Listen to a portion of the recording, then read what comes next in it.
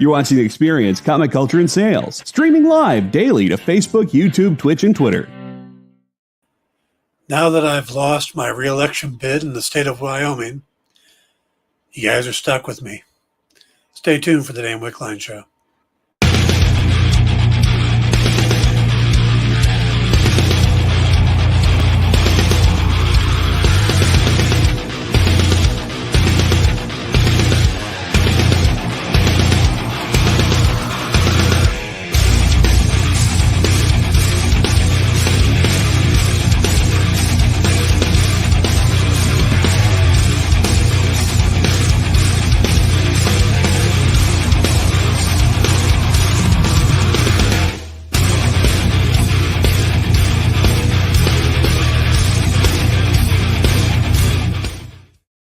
Hey everybody, welcome to the Dan Wickline Show here on The Experience.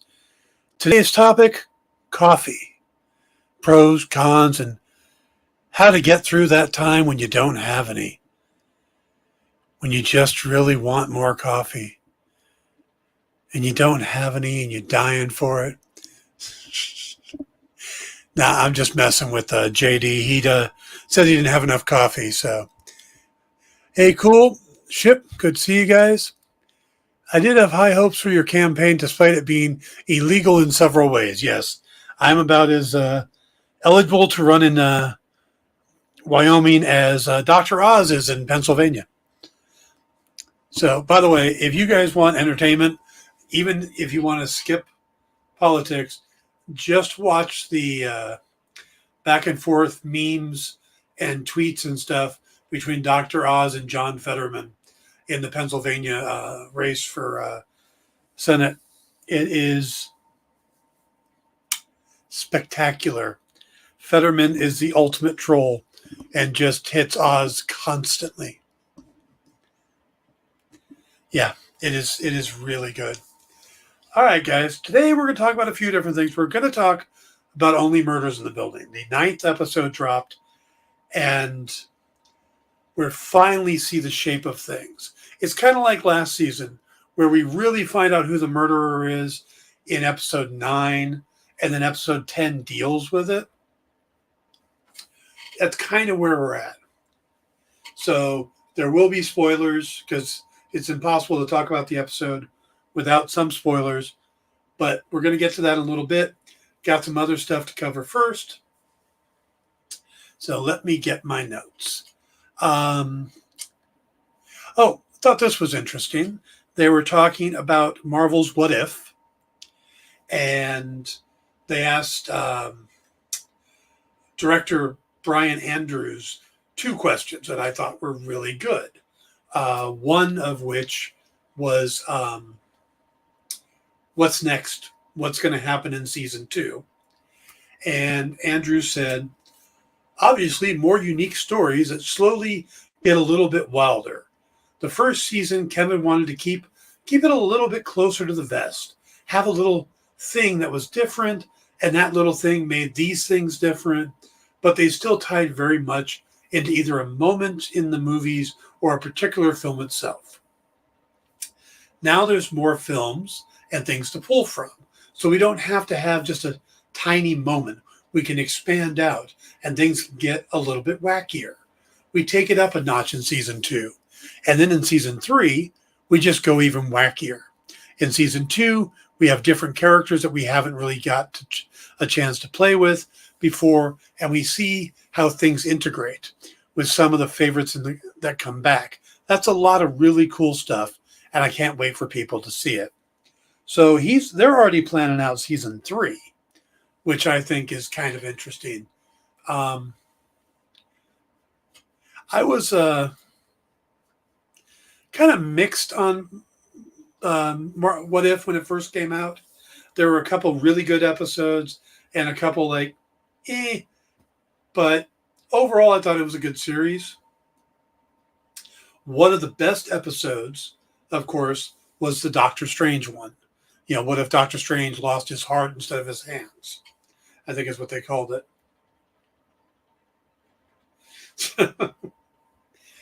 Thank you, Jay. Dan for DC. Yeah.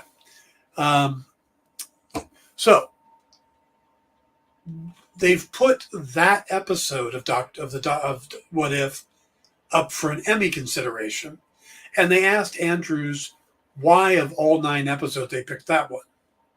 And it's kind of a long answer, but I thought it was very good. He said, it's a very strong episode, but we also felt that it just kind of ended darker. We knew even before we had a full story that we wanted to do something dark with Doctor Strange. We wanted to do something where he messes up and fails at the end.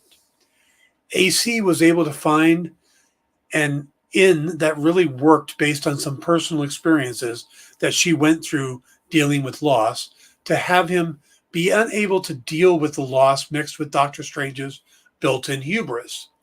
There's a lot of other episodes that were really great, but this one overall had such an emotional core. It just made the whole thing really strong and cohesive. But I think the strongest thing is the ending. He blew it. And it marks a pivotal point in the whole season where the Watcher actually is looking at the guy, and the guy can actually see the Watcher, and they have a slight dialogue. That's the first tease that a connection like that could be made. Another reason is that Benedict Cumberbatch did an amazing job playing evil Doctor Strange. And that was long before Multiverse of Madness was really getting started. They had kernels of ideas. So Kevin had them watch our stuff and was like, you guys better watch out because this shit's good. And that's come out of that meeting just like, oh my God, what are we going to do for a movie? I think they borrowed a lot from what we were trying to do with the episode, which is crazy. So if you guys have seen the What If episodes and Multiverse of Madness, do you think there's a strong connection between the two? I mean, I think the darker version of Doctor Strange that we get at the end of Multiverse of Madness could easily be the same character. It's not, because the whole world was destroyed and it was only starting to be destroyed in the movie. But I think a lot of the backstory was the same. Hey, Kenneth, JD, good to see you. JD, if it's going up against Arcane, good luck. So I haven't seen Arcane, but I take it that's good. Yeah. So I thought that was a pretty interesting interview they did with Andrews. There's some other bits of news I wanted to get to. The word is that the producers for the James Bond franchise are looking for a much younger actor this time to lead the series forward. Jay says Arcane is really good. Okay. A lot of the favorites to take over the role right now, like Outlander star Sam Heughan, he's 42. And most of the previous Bonds were in their late 30s, early 40s when they took over. But rumors say that they want somebody much younger, maybe early 30s. Now, that would eliminate Heughan, as well as other popular choices right now. A lot of people are talking about the possibility of Idris Elba, Tom Hardy, and Henry Cavill. Now, Cavill's 39. So, they are looking to replace Daniel Craig, who just starred in 5 of the Bond films from 2006 to 2021, and he retired from the role after No Time to Die. But they are moving forward on a 26th film. But the producers just don't seem all that much in a rush to pick the new lead. I think they want to spend as much time as possible to pick the right Bond, and I think that's kind of interesting and probably a good call. Plus I think Daniel Craig did a really good job as Bond. I know a lot of people, you ask them their favorite Bond, and Sean Connery is their answer. Just hands down, Connery. I thought Connery was good. I thought Roger Moore was good in a different way. George Lazenby never really got a chance to build up his, what he did in one movie was good, but Timothy Dalton, I think he tried to be more straight-laced coming off of Roger Moore, and it didn't work that well. It was a different era. So where I think he was pretty good, there was something lacking. And then I think Pierce Brosnan, I really liked Pierce Brosnan as Bond. He was very suave. He was the fun, silly parts of Roger Moore and the thuggish parts of Sean Connery. There's in one of the movies, and I don't remember which one it is.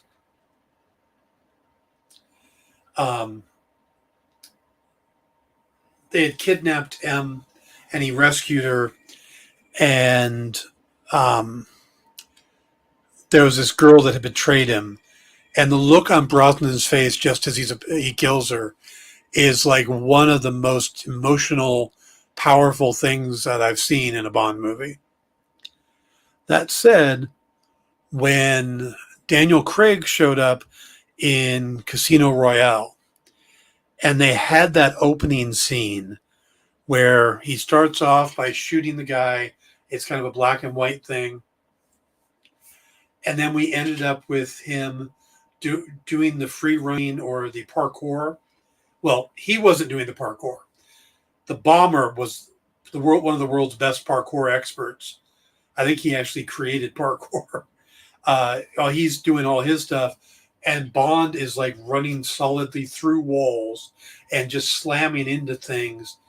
And it just showed what a brute force of nature James Bond was. It's one of my favorite openings of any Bond movie is that chase and how little he actually talks in it. It just gives us this completely different Bond. And I was sold on it ever since that, Casino Royale was brilliant. So I think they've got some really big shoes to fill now. Brosnan was great, but there were some bad scripts for Brosnan. They were a little campy at times. That's the other thing is I think for the most part, Daniel Craig has gotten some really good scripts to go with it.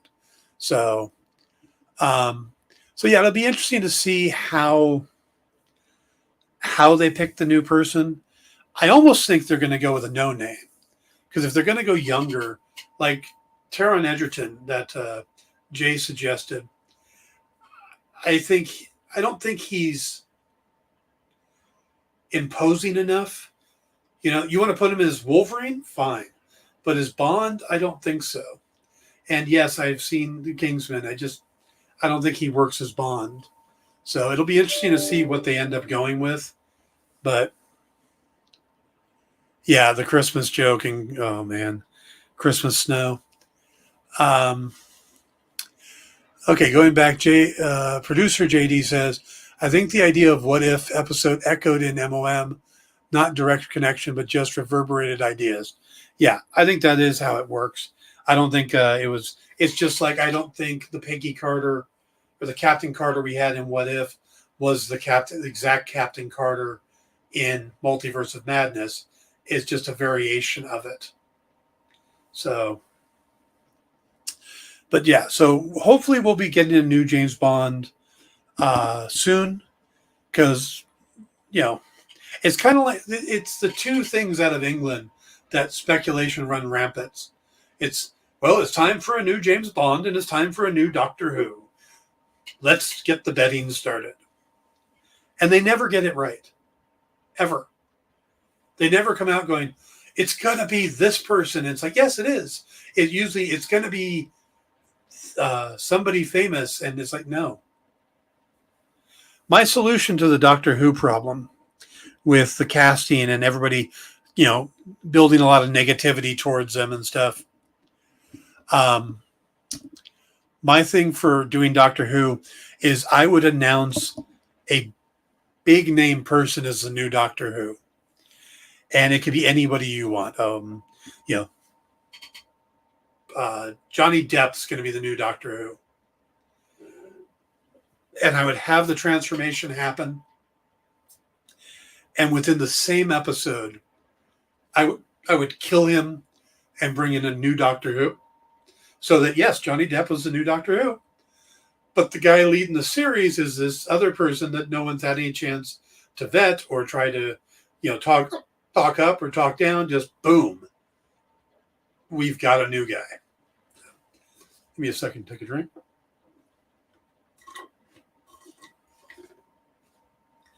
Plus, you got the famous person to kind of take the heat, and they're not going to care.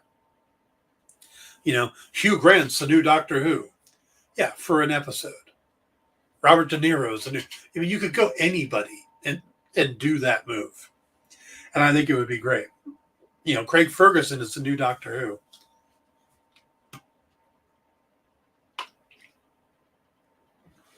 Sorry, hiccups. So, yeah, so we're getting a new Doctor Who, but we're going to get a new James Bond. It'll be interesting to see how that pans out and who it's going to be. Hologram Tupac is the new Doctor Who. Okay. Sure. What was it they did the other day that had a hologram character? I feel like it was an actor, I know, a writer or somebody.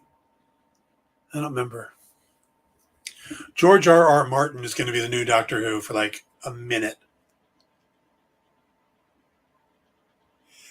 Yes, Craig Ferguson with Jeff Peterson as the sidekick would be perfect.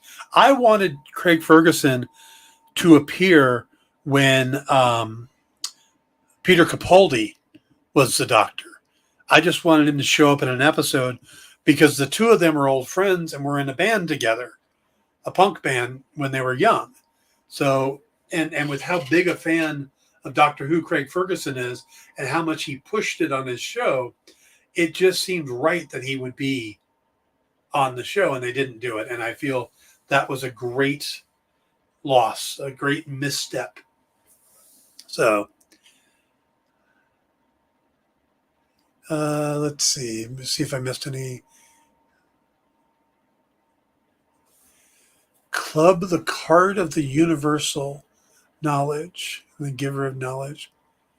Lois Lane's birthday today. Okay. Thank you, Mark. So today is Lois Lane's birthday. So, all right. Tonight, of course, we're going to get the first episode. Well, tonight, tomorrow, depending on where you're at. We're going to get the first episode of She-Hulk. And the Rotten Tomatoes score has come out. And it's coming in at an 88%. Now, to give you some kind of reference, Sandman, which we talked about yesterday, is at 87%. And Only Murders in the Building, season 2, which we're going to talk about today, is actually getting 100% on Rotten Tomatoes. But the thing is to keep in mind is that the She-Hulk is based on 208 reviews about an hour ago. And that's mainly based on the first 4 episodes that Marvel and Disney sent out to reviewers. Now, the thing is that 208 reviews is a lot for Rotten Tomatoes. Sandman only has 93 reviews, critics reviews, not audience review. And Only Murders has 88. So they've gotten both of those combined and then some, and it's getting an 88%. So that's a good sign. But again, they're looking at 4 episodes. They're not looking at the whole thing. So go in with a little grain of salt. I hear the first 2 episodes are great, while episodes 3 and 4 kind of slow down a little bit. We'll have to see if that's true. But most of the people I know who have seen it have all really liked the show, or went into it thinking they wouldn't like it and still liked it. So, speaking of She-Hulk, the guys over at Phase Zero had a chance to interview the She-Hulk executive producer, Kat Coiro. And the question they asked a few questions, but the main question they asked is the one that everybody has been trying to get an answer to, is the Daredevil that's going to show up in She-Hulk, is it the same Daredevil as in the Netflix series? Because if you look at the costume, it's the same costume, just paint with some parts painted yellow to give the yellow and red look. And for those who don't know, when Daredevil first appeared for like the first 7 or 8 issues, he was wearing a red and yellow costume that looked almost like a wrestling outfit. It's very similar to a character named D-Man, who later on took on the same costume with a Wolverine's mask. But so that's why they're doing the red and yellow, is in honor of Daredevil's first appearances. We'll end up back at the all red costume, or I believe from what I'm hearing, they may end up with a black costume based on one of the comic lines. I'm trying to remember what it was. It'll come to me later. But yeah, at one point he gets a black costume. So we may end up with a black costume Daredevil or a red costume Daredevil. He won't stay in the yellow and red.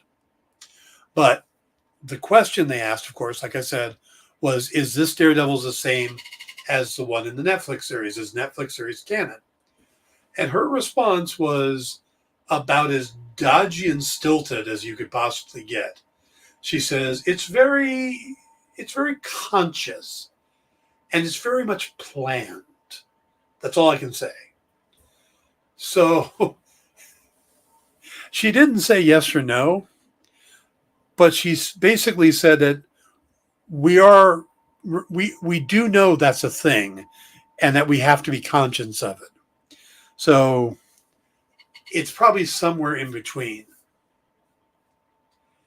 Producer JD says, I guess they don't want to be tied to the set canon of the Netflix shows. The character may be pretty much the same, but they'll build his backstory as they like. Yeah, that's pretty much what I've been hearing too, is that they'll pull from there what they want, but it'll be like, well, he comes from this is a different universe slightly. So it's very similar to the Netflix things, but we'll tell you what's different, is I think how it's going to go. And what they're telling us is different is when they want to recast somebody or do a story that was already done, but in a different way. So Jay says, I think I read he's going to have multiple costumes between his appearances. Yeah, he's each time we see him, he's going to end up in a different costume. And then I think in Born Again, we'll get what is going to be his permanent costume. So he'll have a different one in Echo and on down the line if he shows up anywhere else. All right.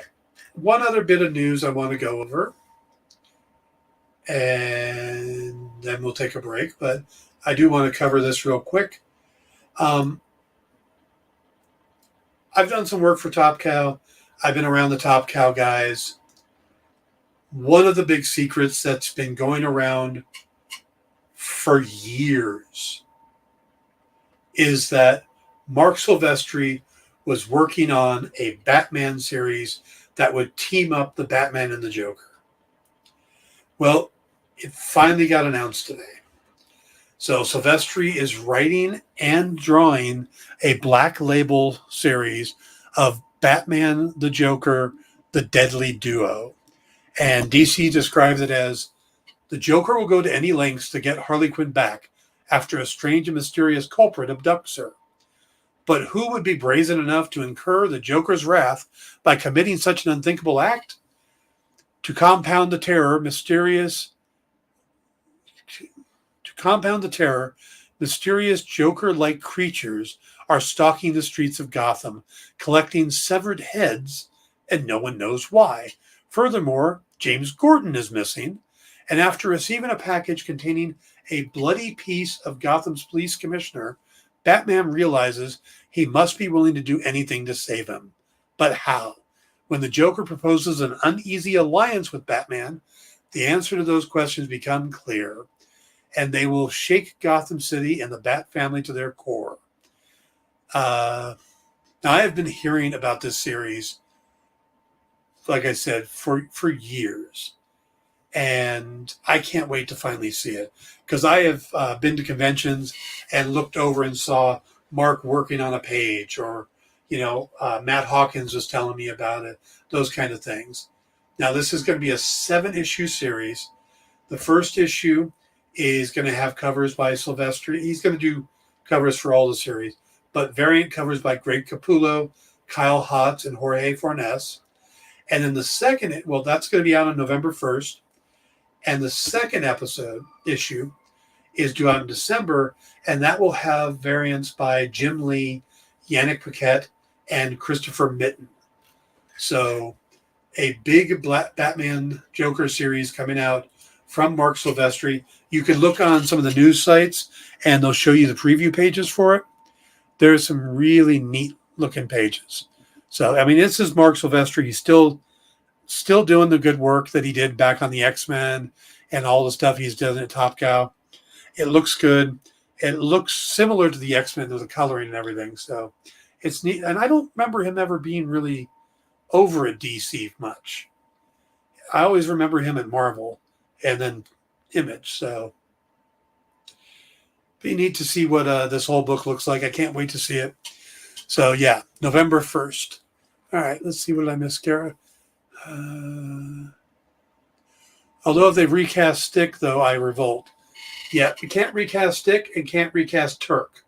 Turk was awesome. And in all the shows. Jay agrees. And producer JD says, Christopher Mitten sounds like the main character of a toddler cartoon show. He does. It absolutely does. Though I think, Christopher, it would be Christopher, wouldn't it? I'll say Chris Mittens, but so. All right, folks, that is the news. We are going to talk Only Murders in the Building. When we come back, there will be spoilers, so be prepared. Stick around. We'll be right back. Did you know that every Experience show, including some exclusive content, streams on Twitch? Check it out. Twitch.tv/the_EXP. Or just scan that QR code.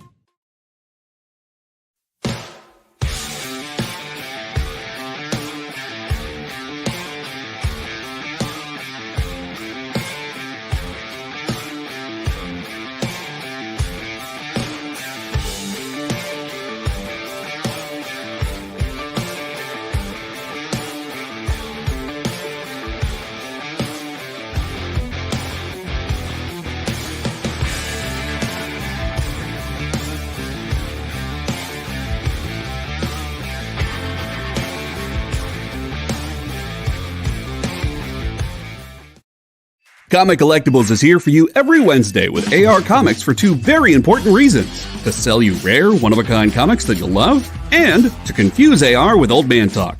You see, Rex and John are, how should I put this, ancient as the roots of the mountains.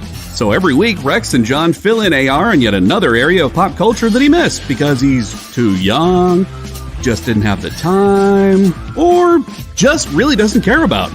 It's a real public service they provide. Come buy some super rare and unique comics, while old men explain long-dead sci-fi shows to a younger man making that confused puppy face. Every Wednesday from 6 to 8 Eastern with Rex, John, and AR Comics. Comic Collectibles on The Experience. Comic culture and sales. Are you a comic creator? Are you a publisher? Do you make a comic book product? Do you own a retail store? Do you do something I haven't thought of? Who are you and what do you do? Let us know by advertising on The Experience and invite our viewers to patronize your product. Message the EXP on social media or email us the_EXP@yahoo.com for more details.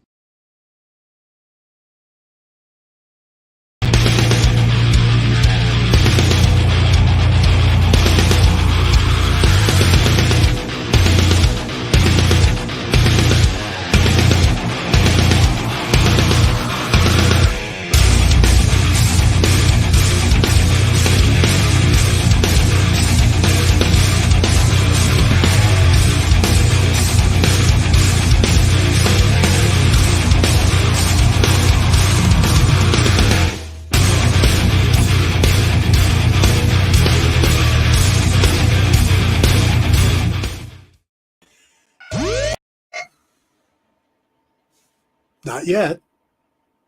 Too soon. Hey, everybody. Welcome back to the Dan Wickline Show here on The Experience. I want to remind you guys that coming up after the show is Comic Collectibles with Rex and John. And they've got some really cool stuff on the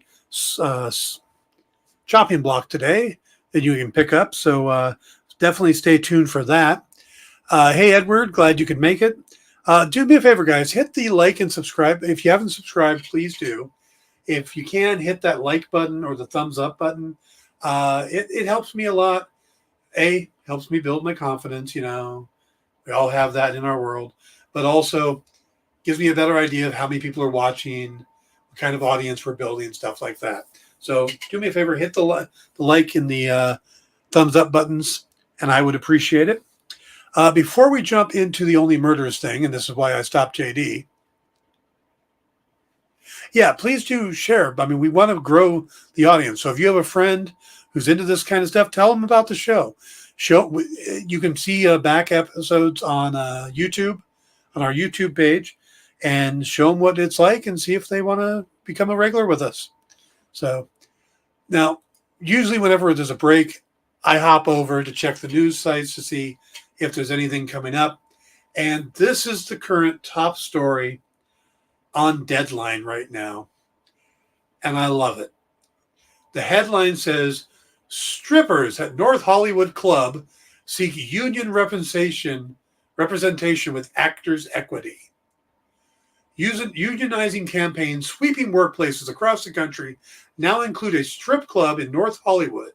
On Thursday, a majority of 30 dancers employed at the Star Garden Topless Dive Bar filed a petition with the NLRB to hold an election to be represented at the bargaining table by Actors Equity Association. I don't have anything more for that. I just think it's a cool story that the strippers at a club in North Hollywood want to unionize, but they want to unionize and have Actors Equity be their representation. So I know for some of you out there, that's going to break your heart to find out that the strippers are just acting. They really don't like you that much.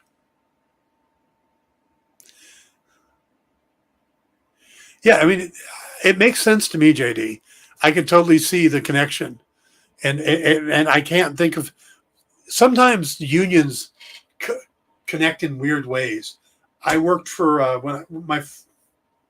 not my first job. I actually had a couple jobs in my teens. But I got a job at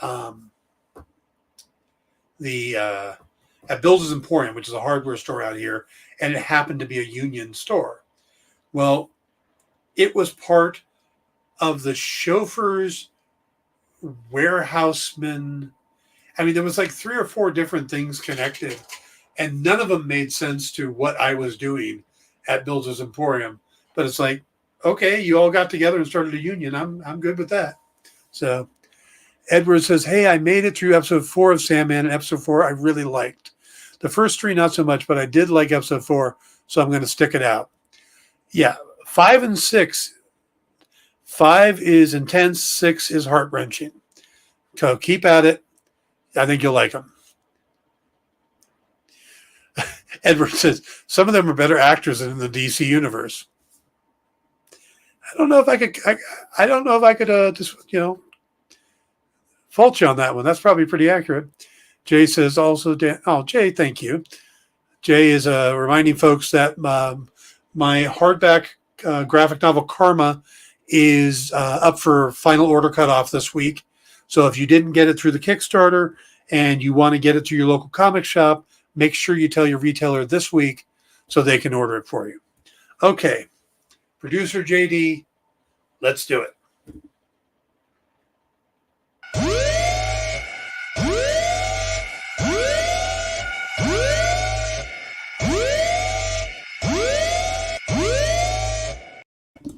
All right. I complained a couple weeks ago about Only Murders in the Building. And it's weird for me to complain because I love the show. And I liked the episode I complained about. But what I complained about was the fact that they had kind of gotten away from the format of the show or the premise of the show, which is 3 people living in a building that all love true crime podcasts, happen upon a murder in their own building, and start to podcast about it. And then while they did it, they solved the murder. That was a great premise, and they followed that pretty closely. In season 2, that started to kind of fall away. They didn't really do as much with the podcast. And it got to a point in the middle where it was more drama and the characters' backstories and stuff like that than it was about solving the murder of Bunny Folger, which is the murder in the building this season. And I said, they haven't really given us any new suspects. And, it doesn't seem right. I said, we don't really have any good suspects. The couple that we got, Nina, the new building manager or whatever her title is, they eliminated her pretty quickly. And, we got little hints here and there. Maybe it was Bunny's mother, but no, she could barely cut things. And so every time we got a new person, it was thrown out, like in the same episode. So it's like, well, this doesn't make any sense because we don't have anybody. And I joked in that episode, I said, unless they're going to have either Michael Rappaport or Tina Fey's characters be the murderer, because they're the only people that we haven't negated other than the main stars. And,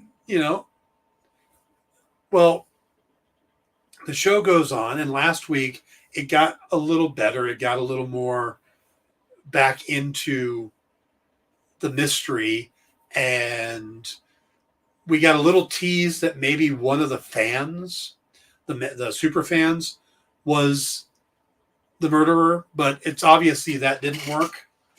So that was kind of brought in and thrown out at the same time. Well, episode 9, the other thing we got at the end was Detective Krebs, Michael Rappaport's character. JD. Yeah, JD, I'm about to blow a lot for you. Cover your ears, JD. He turned out to be Glitter Guy, who is, they set up this meet for a potential killer and put a glitter bomb in it with the evidence they were supposed to be giving to him. And when it exploded, it got all over him and he ran off and they didn't see who it was. Well, we see at the end him, and he's got a sore shoulder from where Mabel had stabbed him. And he had glitter on the back of his neck that he had missed washing off. Okay. So we find out he's Glitter Guy. But episode 9 is where it just goes whoosh. We get answers on the painting. We get answers on most likely who the killer is. And we get answers to questions we didn't know we were asking. We get an answer to a question that goes all the way back to episode 1, season 1. Do you remember the podcast they were listening to that brought them all together? Not okay in Oklahoma, or It's Not Okay in Oklahoma, where there was this missing girl named Becky. And Tina Fey's character is the one that solves the murder, Cindy Canning.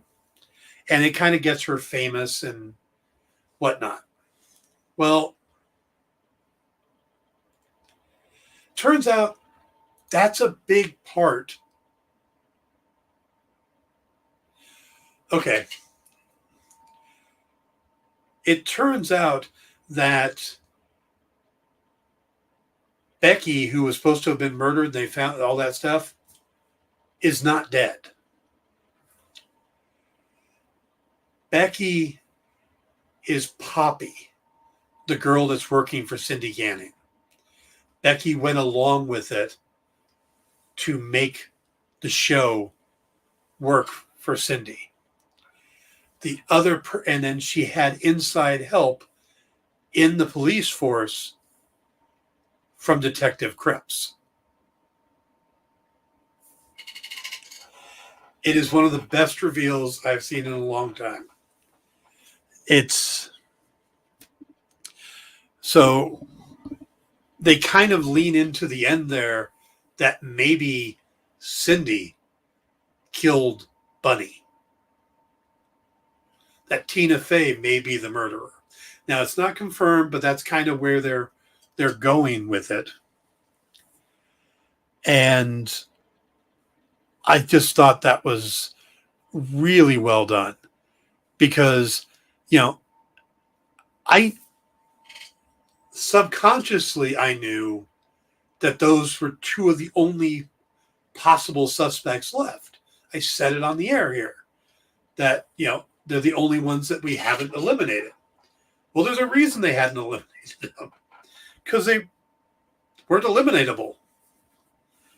So Mabel finds out about Detective Cripps and how he had gone down to help with the missing girl case, and Cindy Canning picked up on him in a bar and got him to plant evidence, and just, we learn all that, and we learn from Poppy who she really is.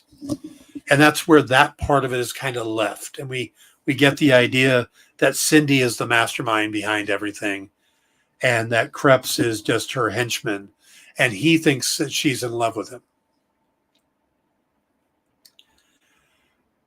But there's the other mystery going on. The mystery of the painting. Now, I thought it was fascinating that Bunny had left the parakeet to Oliver because it didn't really seem like a connection there. They didn't seem that close. Why would she have left the parakeet to Oliver? Well, it turns out the real painting is hidden in the base of the parakeet cage. So when they discover that, they decide they have to track down Bunny's mother so they can return the painting to her because she is supposed to be the one that owns it. Well, it turns out that wasn't Bunny's mother. It turns out it's the artist, the one that went missing and was presumed dead. Rose Cooper. And Charles first tries to track down Bunny, discovers that she hasn't left the home in years. She's non-mobile, non-verbal.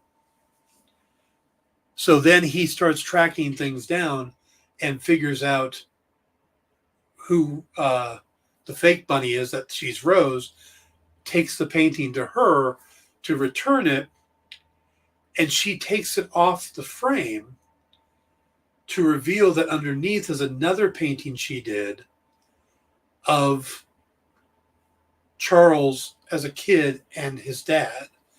And we find out that his dad really loved Charles and really loved Rose, and that she was on the run from a abusive ex-husband.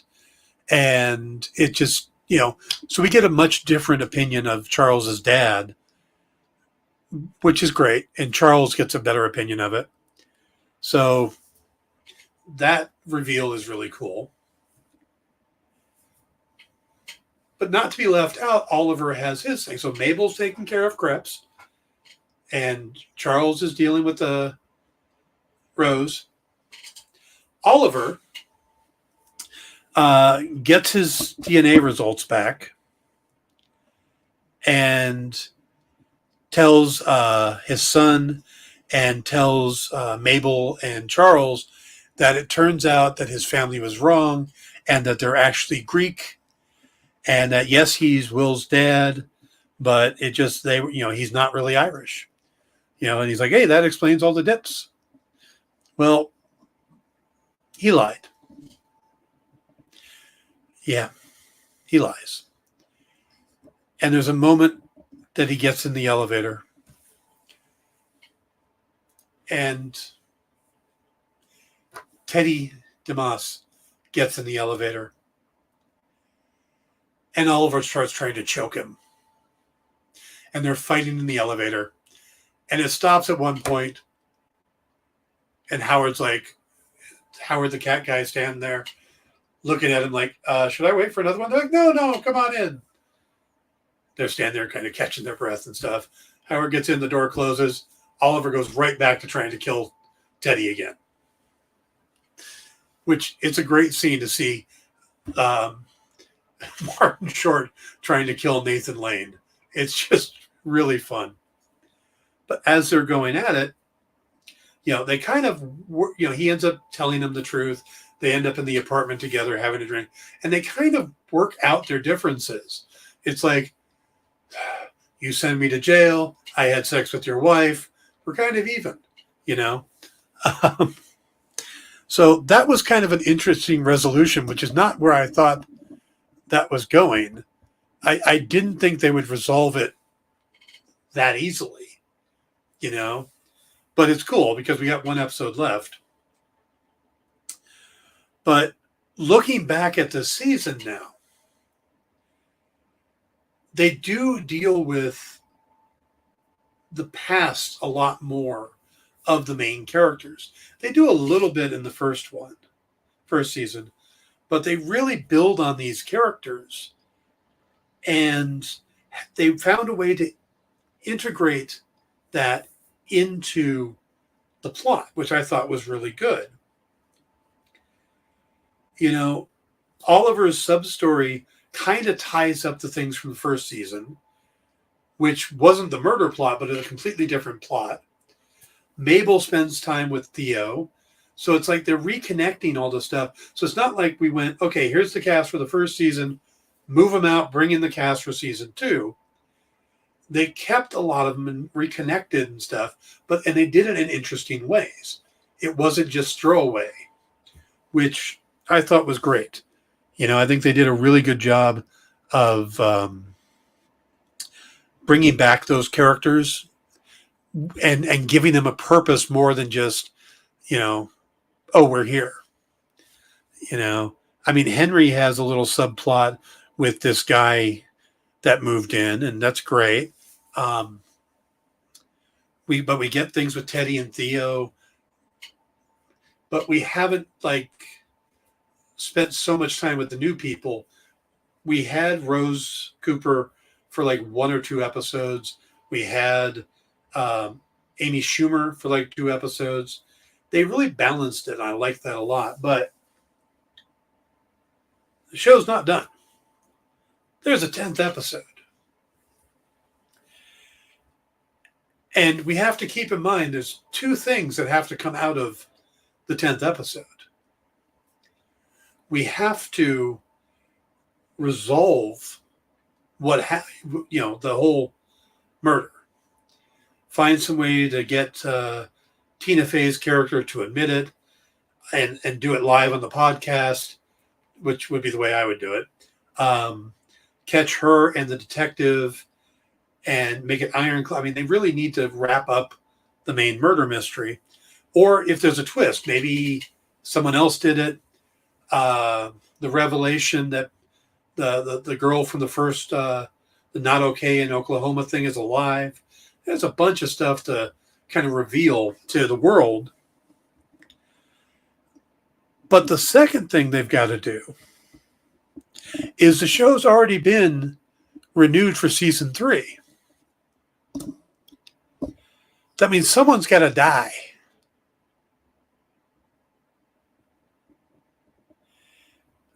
And I'm trying to think of who might be the next victim. Because it's got to be somebody in the building. And I'm assuming it's got to be somebody who lives in the building, because Tim Kono from the first one had moved in. Bunny lived there. So could it be Henry? Could it be Henry's new guy they never gave a name to?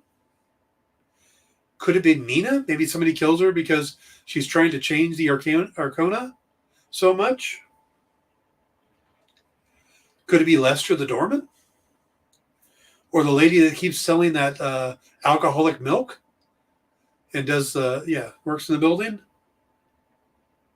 Could it be the psychiatrist who we only got to see once or twice? Could it be Nathan Lane? Could it be Teddy or Theo? I don't think you want to kill Nathan Lane, though. He's so good.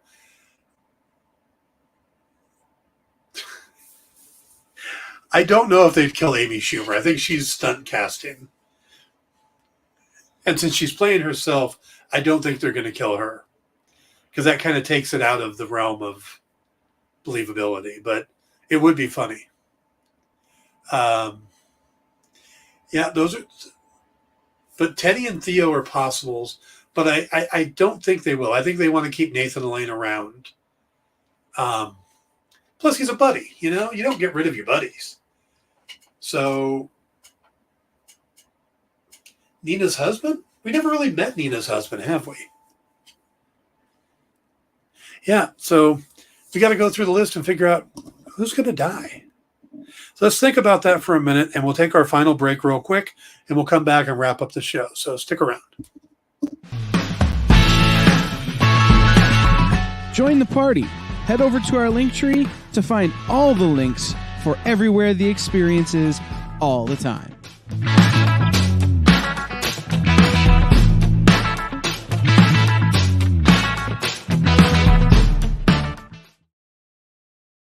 Imagine being at a convention and going to an interview panel that's just for you. No bustling crowds, no hours-long lines, just you, the moderator, and your favorite comic book creators. Well, this is pretty much that. Miss Jen sits down every week with 2 comic book creators for a live stream interview about their latest work, and you can ask them whatever you want. It's Talking Shop, Mondays at 5 Eastern on The Experience, Comic Culture and Sales.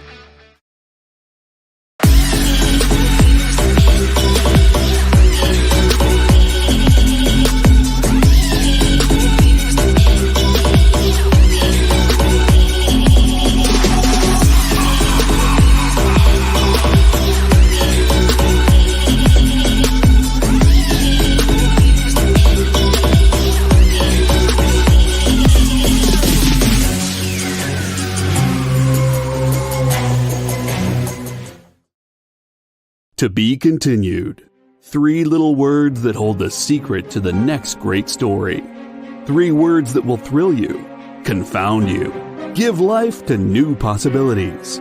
Every variation of To Be Continued is a promise of adventure, a promise of excitement, a promise of unseen wonders and unexplored worlds. A promise that every issue you read makes you a part of a never-ending journey. And behind every page, there will be an unopened door waiting for you. This story to be continued at your local comic book shop today.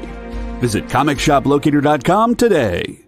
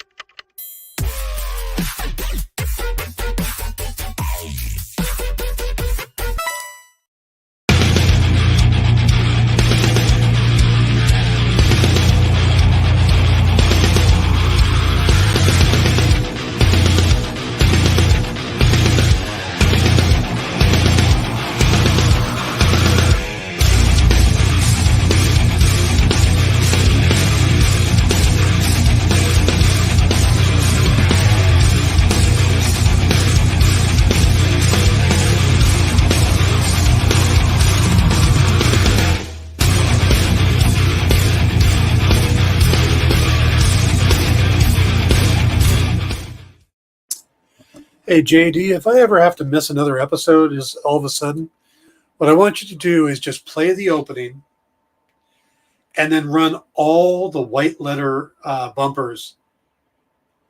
Fill the hour with them. Just fill them. That'll be about the same as watching the show, right? All right, guys. So we're just about out of time, but let me give you the rundown for the rest of the Dan Wickline shows. Tomorrow, Jay and I have been talking about me doing what I would do if I was running the DC Universe episode. So if I have time, I'll put that together for tomorrow. Then next week, Kyle and I are going to continue our Sandman discussion as we talk about the final 4 episodes of the series. Then on Wednesday, we will talk She-Hulk. I want to make sure everybody has time to get She-Hulk. I know it drops tonight, but Kyle's only day is Tuesday, so Wednesday we'll do She-Hulk. And then Thursday, that will give you guys a little more time to watch the season finale of Only Murders in the Building. So next week, Sandman, She-Hulk, Only Murders in the Building, in that order. And, well, unless you come on and just see nothing but white letter bumpers, then you know I didn't make it. So, all right, guys, it has been fun. Thank you for watching. Had to eat dinner, fries, chicken, cheese, Whopper. Mark's giving us his Burger King order. Okay. Oh, I like a good Whopper, actually. It's one of my favorite burgers. All right, guys. Thank you for tuning in. We will see you tomorrow. Stick around for Comics Collectibles with Rex and John, and check out some of the great books they've got, including they have a book signed by Len Wein and Ron Mars, and it's got art by Bernie Wrightson in it. It's a Batman book. You want to check that out. They've also got a Batman Teenage Mutant Ninja Turtles #1 that's CGC graded 9.8. So check it out. We'll see you guys later. Have a good night. Get the inside scoop on everything happening at the Experience every week. Join our mailing list by scanning the QR code at the bottom of the screen and then watching your email inbox.